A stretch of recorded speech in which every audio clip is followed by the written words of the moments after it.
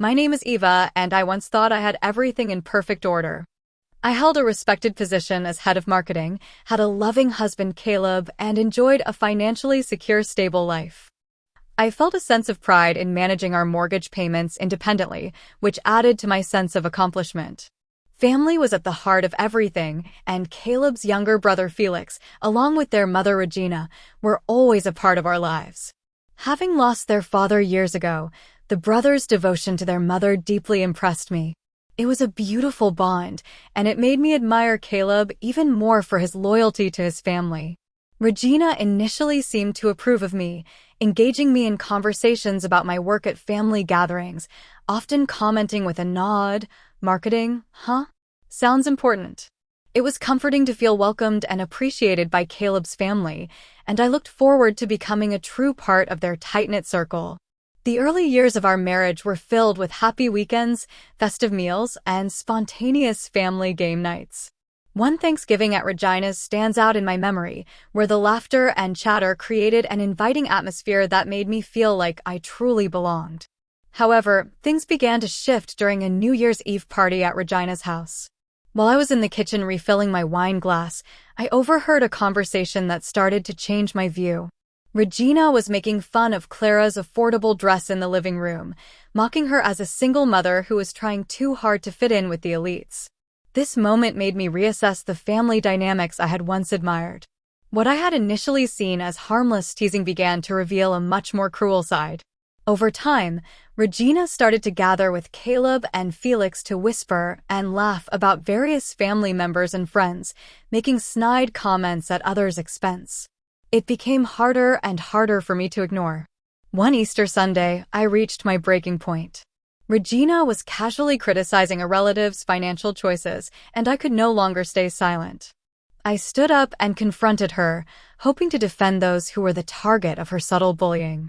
The room went quiet, and Regina, with a biting tone, dismissed my concerns, suggesting that I was overreacting. In that moment, I turned to Caleb, hoping for his support, but his lack of response was crushing. I had once seen these family gatherings as warm and loving, but now I began to see the undercurrent of cruelty beneath it all. After Caleb's disappointing reaction, family events became increasingly difficult for me. I often found myself sitting alone, nursing a drink, while Caleb stayed by his mother's side. He would occasionally glance at me with an apologetic look, but never did he step away to offer the support I desperately needed. One evening, after enduring yet another uncomfortable dinner, I confronted Caleb. "Why can't you ever stand up to her?" I asked, my frustration spilling over. Caleb, looking exhausted, ran a hand through his hair. "She's my mother, Eva. What do you want me to do?" "I want you to tell her she's being cruel." "I want you to stand by me," I insisted. But he never did, and as time passed, I began making excuses to avoid these painful family gatherings. Whether it was a sudden work emergency or a migraine, I would find any excuse to escape the harsh whispers and cold stares. Just as I thought our situation couldn't become more strained, life threw a significant twist our way. I was pregnant. Discovering the pregnancy left me with a mix of emotions, holding the test with shaking hands and calling out for Caleb, who came rushing, concern painting his features. When I showed him the test, his reaction, a mixture of shock and relief, pulled me into a brief hope that perhaps this new life might mend the growing fissures between us. However, the pregnancy proved to be anything but easy. I faced constant nausea and dizziness, with the looming threat of miscarriage hovering over me, forcing me into bed rest and eventually quitting my job. As my condition worsened and my eyesight began to deteriorate, a rare but potentially permanent complication, during this vulnerable time, I felt Caleb drifting further away, often returning home late, if at all, leaving me to face my challenges alone. The day of my scheduled C-section arrived sooner than expected due to my vision issues making natural birth too risky. Lying on the operating table, filled with a blend of fear and anticipation, I asked for Caleb, only to be told by a nurse that he had chosen to wait outside.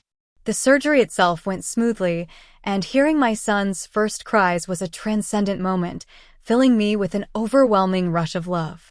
However, the joy was short-lived as Caleb eventually appeared in the recovery room, his discomfort and annoyance barely concealed. "Eva, we need to talk." "This isn't right," he began abruptly.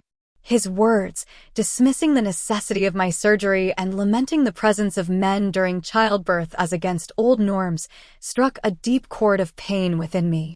As he stormed out, claiming the hospital environment was too much for him, I was left alone, reeling not only from his words, but also from the reality of our situation. The subsequent weeks were a haze of sleepless nights and constant feedings, with Caleb's presence becoming rarer, leaving me to navigate the challenging waters of new motherhood by myself. Ever since our son was born, Caleb barely helped with his care and often complained. "Can you shut him up?" he growled as our baby cried through the night. "I'm trying," I'd reply, my voice heavy with exhaustion. "He's teething, Caleb. It hurts him." But Caleb had no patience for it all. "All you do is focus on the kid. What about me? What about our sex life?" I was astonished by his lack of understanding and compassion, especially as I was still recovering from major surgery and running on minimal sleep. As the weeks turned into months, Caleb's dissatisfaction only grew. One evening, while I was trying to soothe our fussy 7-month-old, he bluntly stated, "You need to go back to work." I was shocked. "What?" "But the baby," I began. "We hire a nanny," he interrupted. "We can't keep living like this, Eva. We need the money." Despite wanting to argue that our son needed me and that I wasn't ready to return to work, the resolute look in his eyes silenced me. With a heavy heart, I began job hunting. Finding work with my compromised vision was challenging. I eventually secured a position at a smaller company, although the pay was less than before. When I informed Caleb, his response was predictably dismissive. "That's it," he scoffed. "We're paying a nanny for this?" Tears welled up in my eyes. "I'm doing my best, Caleb." "It's not easy with my eyesight," I pleaded. "Excuses," he muttered, walking away. This marked the beginning of my new reality, rushing to work each morning, guilt gnawing at me as I left my baby with the nanny, struggling through the day with my limited vision, and then coming home to a resentful husband and a son who desperately needed my attention. Time passed in a blur of work, childcare, and escalating tension at home. Before I knew it, 3 years had gone by since my son's birth. Despite the difficulties, I cherished him deeply and found joy in his milestones. Family gatherings continued to be stressful, particularly because of Regina's behavior. She would perform the role of the doting grandmother when others were watching, but her disinterest was obvious. "Come to Grandma," she'd coo in a sweet voice, arms outstretched towards my son. Yet he would cling to me, turning his face away from this woman he barely knew. Regina's expression was sour. "What have you been telling him about me?" she hissed accusingly. "You're turning my grandson against me." I'd try to explain, weary. "He just doesn't know you well, Regina. If you visited more often." But she would cut me off. "Don't you dare blame this on me," and storm off to complain to Caleb. On an ordinary Tuesday morning, my world was once again thrown off balance. Holding a pregnancy test, my heart raced as I saw the positive result. A wave of fear washed over me. My first pregnancy had been fraught with complications, and my health had been severely affected. Could my body handle another one? As I calculated the timing, I realized I was already well into my first trimester. It felt as though the decision had been made without my full awareness. With shaking hands, I called Caleb at work to share the news. His response was sharp and impatient. "What is it?" he asked.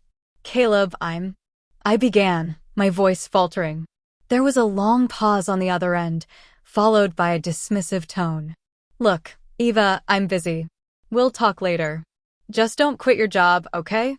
We can't afford that." The line went dead, leaving me staring at my phone, feeling more alone than ever. Fortunately, this pregnancy wasn't as difficult as my first. The morning sickness was manageable, and my vision stayed stable, allowing me to continue working. I was determined to provide for our growing family. But as my belly expanded, the gap between Caleb and me seemed to grow wider. He spent more time at his mother's house and often came home late. One evening, Feeling drained from managing our toddler and the pregnancy, I asked Caleb for help as he walked in the door. "Hey, could you read him a story?" "I'm really tired," I asked, hoping for a little support. Caleb glanced at us, then at his watch. "Can't. I promised Mom I'd help her move some furniture." "Don't wait up," he said, and without another word, he was gone, leaving me alone with our son and tears in my eyes.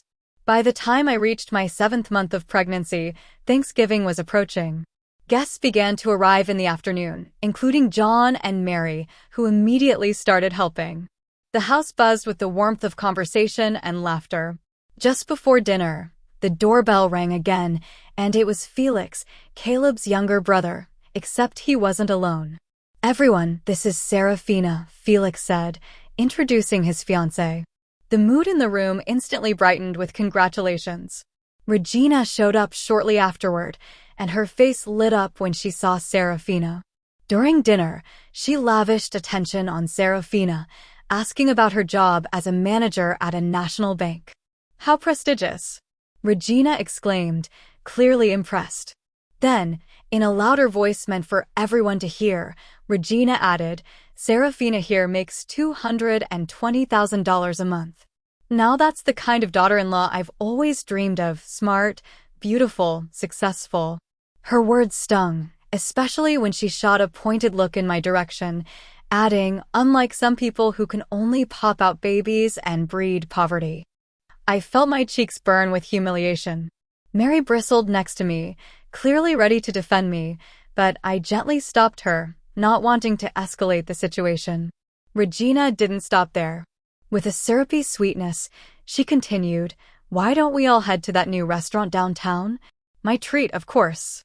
Before I knew it, Regina, Caleb, Felix, and Serafina were heading for the door. Caleb didn't even glance back. The cheerful mood of the evening evaporated, and soon the other guests made their excuses to leave. Only John and Mary stayed behind, their presence a quiet support in the now silent house. I declined their offers of help, insisting that they also needed to rest. Once they left, I sank into the couch, overcome with tears. As the hours trickled by, my sobs echoed through the quiet house, my hand resting on my growing belly, lost in thoughts of how my life had spiraled to this point. It was nearing dawn when I heard the front door creak open. Caleb stumbled in, reeking of alcohol and cigarette smoke, without a word, heading straight to our bedroom. With trembling hands, I picked up my phone and scrolled through social media. There, captured in a series of photos, were Regina, Caleb, Felix, and Serafina, all smiles at an upscale nightclub. The caption stung, "Best Thanksgiving ever with my real family." As my due date neared, a mix of excitement and anxiety filled me. The doctors had scheduled another C-section, given the short interval since my last. Despite trying to focus on the arrival of our new baby, doubts about Caleb clouded my thoughts. One cold winter afternoon, I noticed Caleb unpacking bags full of summer clothes. Confused, I asked what all this was. "Just saw a good sale. Thought I'd update my wardrobe," he replied, avoiding my gaze.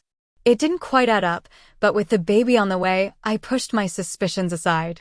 I had been saving diligently, ensuring we had enough for the mortgage, bills, and even a babysitter for our 4-year-old. Thankfully, my workplace had approved 3 months of unpaid leave. 5 days before my scheduled C-section, chaos erupted. I was resting when Caleb and Regina burst through the door, urgency in their steps. Following them to our bedroom, I found Caleb hurriedly packing the new clothes. "Caleb," I said, my voice rising with panic, "what are you doing?" "We're all going to Felix's wedding in Hawaii," he replied curtly. "But my C-section is in 5 days. Who's going to take care of our son?" I protested. "You'll manage, you always do," Caleb said coldly, zipping up his suitcase. Before I could utter another word, he and Regina were out the door, leaving me in a stunned silence. Reality hit me like a tidal wave. Frantically, I checked our joint account. Empty. All the money I had saved was gone. With shaking fingers, I called Caleb. "What?" he snapped when he finally answered. "The money, all our savings, where is it?" I stammered. After a pause, his cold laughter filled my ear. We needed it for Felix's wedding gift. Don't be so greedy, Eva. Then the line went dead. Suddenly, a sharp pain shot through my abdomen. Looking down, I saw a puddle forming at my feet. My water had broken. Panic ripped through me as I realized the imminent risk to my pre-C-section scar. Clutching my phone with one hand and my belly with the other, I dialed emergency services. The hospital was a whirlwind of activity, doctors shouting, machines beeping. I awoke hours later to the gentle beeping of monitors, Mary's tear-stained face hovering over me. "Eva," she whispered, squeezing my hand, "you're okay." "The baby's okay." Slowly, the reality of what had happened set in. I had nearly lost my life. My baby had nearly been lost. 5 days after my emergency C-section, I was feeling surprisingly resilient, both physically and emotionally. The doctors were impressed with my recovery and promptly gave me the green light to head home. During this time, Caleb hadn't bothered to call once, not to check if I was alive, nor to inquire about his new son. At that moment, I realized our marriage had irrevocably broken down. I reached out to John and Mary, asking if I could stay with them temporarily. They immediately welcomed me and my boys, offering not just a place to stay, but the emotional support I desperately needed. As they doted on their grandsons, I took the opportunity to rest and start researching divorce lawyers while gathering necessary financial documents. A week after leaving the hospital, Caleb finally called. I ignored his first 5 calls, answering only on the 6th attempt. "Where the hell are you? Why aren't you at home?" he demanded, his voice a mix of anger and confusion. Calmly, I replied, "I'm at my parents' house with our sons." "I filed for divorce, Caleb." His reaction was a mixture of disbelief and mockery. "Divorce? Are you kidding me? After everything I've done for you," he laughed bitterly. "Everything you've done?" I countered, anger rising, like abandoning me right before I gave birth, or stealing our savings. "Oh, get over it," he scoffed dismissively. "I'll pay you back, no problem. In fact, I don't even want to see you again. Do you know why? Because I'm going to be rich." He rambled on about a job offer from Felix's new wife, Serafina, who had promised to make him wealthy beyond belief through a new financial venture. "You never believed in me, Eva," he spat. "You always held me back." "Well, guess what?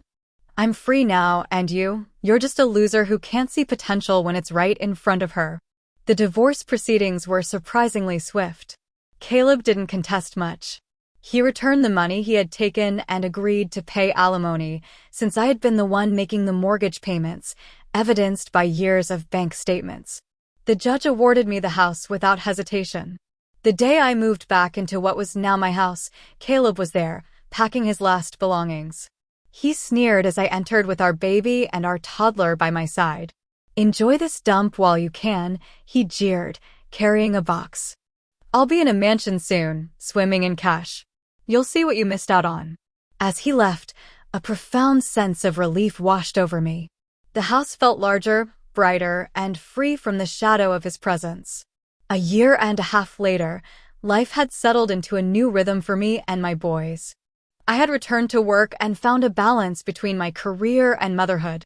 It wasn't always easy, but we were happy, healthy, and thriving. Then, on another ordinary Tuesday, my phone buzzed with a news alert that made my heart race. Local banker exposed as fraud, leaves family in ruins. As I read the article, I couldn't believe my eyes. The story revealed that Serafina had been running an elaborate scam. She had convinced Caleb, Felix, and Regina to invest in a fictional financial company, urging them to take out massive loans, leaving them in financial ruin. They had even mortgaged Regina's house, pouring every penny they had into this non-existent venture. Serafina, it turned out, wasn't a banker at all.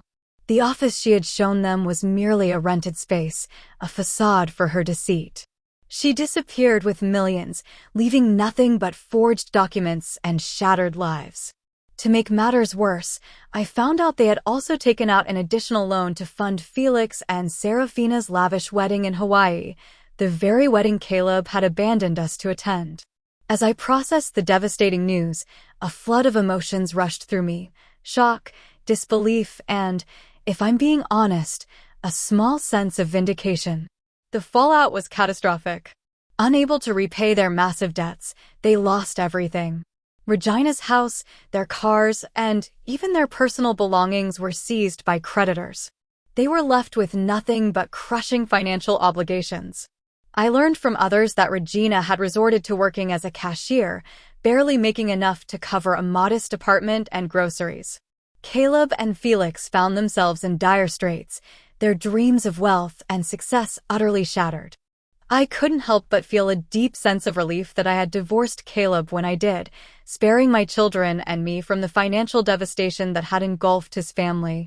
Just when I thought I had moved on from all the pain and turmoil, my phone rang. It was Regina's number. Against my better judgment, I answered. "Eva," Regina's voice came through, sounding timid, a far cry from her usual authoritative tone. "We need your help," she pleaded, asking if they could stay with us. "The children need their father and grandmother," she insisted. "You can't turn your back on family in times like this." I took a deep breath, memories of the past flooding back, the Thanksgiving insults, the times I was left alone while pregnant and struggling, and all the moments they belittled and dismissed me. "Family?" I said, my voice steady. "You weren't concerned about family when you left me alone, pregnant, and in danger. You weren't concerned about family when you helped steal my savings. You weren't concerned about family when you insulted me." Regina tried to interrupt, but I pressed on. "I'm sorry for what you're going through, Regina, but I'm not responsible for the choices you, Caleb, and Felix made. My priority is my children, and I can't expose them to the instability you've brought upon yourselves. Please don't contact us again." I ended the call and immediately blocked her number. As I put down the phone, a sense of relief washed over me. It was finally, truly over.